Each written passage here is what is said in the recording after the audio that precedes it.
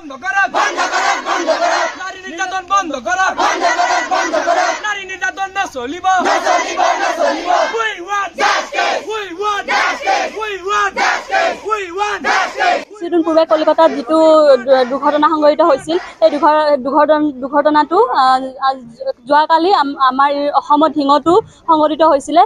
সেই কাৰণে আমি মায়ং আঞ্চলিক কলেজৰ পৰা প্ৰতিবাদী কাৰ্য হাতত লৈছো যাতে দুৰ্ঘটনাটোৰ লগত জড়িত গোটেইখিনি মানুহ যাতে শাস্তি পায় তাৰ কাৰণে আমি প্ৰতিবাদী কাৰ্য হাতত লৈছো চৰকাৰী প্ৰশাসনে এটোৱে কম যে দুখীয়া শাস্তি পাব লাগে আৰু ন্যায় মানে দুখী শাস্তিৰ লগতে ন্যায়সকলে যাতে এটো হেৰি হয় আৰু তাৰ কাৰণে আমি ন্যায় ব্যৱস্থা হাতত লৈছো কেনে ধৰণৰ শাস্তি বিচাৰা দুখী উচিত শাস্তি পাব লাগিব যাতে তেওঁলোকে মানে তেওঁলোকৰ শাস্তি দেখি যাতে আৰু নেক্সট প্ৰজন্মই হওক আৰু বেলেগ মানুহে যাতে সেই কাৰ্য আৰু মানে সেইটো যাতে আৰু ভাবিব নোৱাৰা হয় তাৰ কাৰণে উচিত শাস্তি দিব লাগে দেশ কপোৱা কলকাতাৰ আৰজি কৰ মেডিকেল কলেজৰ মহিলা চিকিৎসকৰ গণধৰ্ষণ আৰু হত্যাৰ পাছত দেশজুৰি প্ৰতিবাদ চলি থকাৰ মাজতেই যোৱাকালি নগাঁৱৰ ঢিঙৰ জঘন্য ধৰ্ষণ কাণ্ডৰ প্ৰতিবাদত আজি ৰাজপথলৈ ওলাই আহি প্ৰতিবাদ সাব্যস্ত কৰে ছাত্ৰ ছাত্ৰীসকলে আজি মায়ং আঞ্চলিক মহাবিদ্যালয়ৰ ছাত্ৰ ছাত্ৰীসকলে যুটীয়াভাৱে এক প্ৰতিবাদী কাৰ্যসূচী ৰূপায়ণ কৰে হাতে হাতে প্লে কাৰ্ড লৈ এক বিশাল প্ৰতিবাদী সমদল উলিয়ায় এই সমদলত প্ৰতিবাদকাৰীসকলে হাতে হাতে বিভিন্ন দাবী সম্বলিত প্লে কাৰ্ড লৈ অংশগ্ৰহণ কৰে কলকাতাৰ চিকিৎসকগৰাকী আৰু ঢিঙত ধৰ্ষণৰ বলি হোৱা ছাত্ৰীগৰাকীৰ লগতে পৰিয়ালক উচিত ন্যায় প্ৰদানৰ দাবী জনায় প্ৰতিবাদকাৰীসকলে পুনৰ যাতে এনেধৰণৰ ঘটনা সংঘটিত নহয় তাৰ বাবে প্ৰশাসনক কঠোৰ ব্যৱস্থা ল'বলৈ আহ্বান জনায় ছাত্ৰ ছাত্ৰীসকলে মায়ঙৰ পৰা মুজাম্মেল হুছেইনৰ ৰিপৰ্ট এনি আছাম 24/7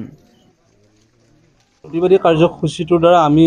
আমাৰ ষ্টুডেণ্টখিনিক মানে সজাগ কৰিব চেষ্টা কৰিছোঁ যাতে এনেধৰণৰ ঘটনা কেতিয়াও গাবদি নাৰাখে আৰু আমি এটা সমাজক এটা বাৰ্তা দিব বিচাৰিছোঁ যাতে মানে দোষীয়ে শাস্তি পায় যদিও CBIটো ইনকুৱাৰী হৈছে কিন্তু আইনৰ সুৰঙাত যাতে কোনো দোষী খাই নাযায় তাৰ কাৰণে আমি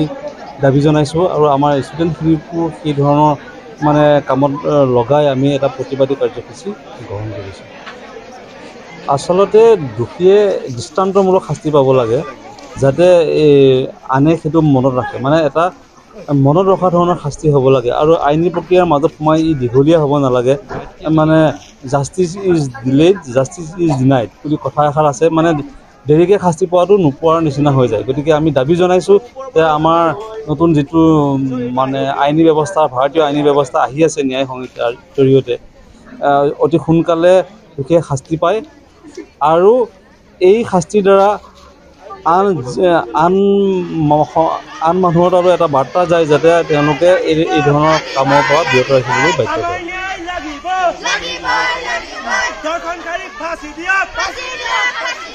আমাৰ ন্যায় লাগিব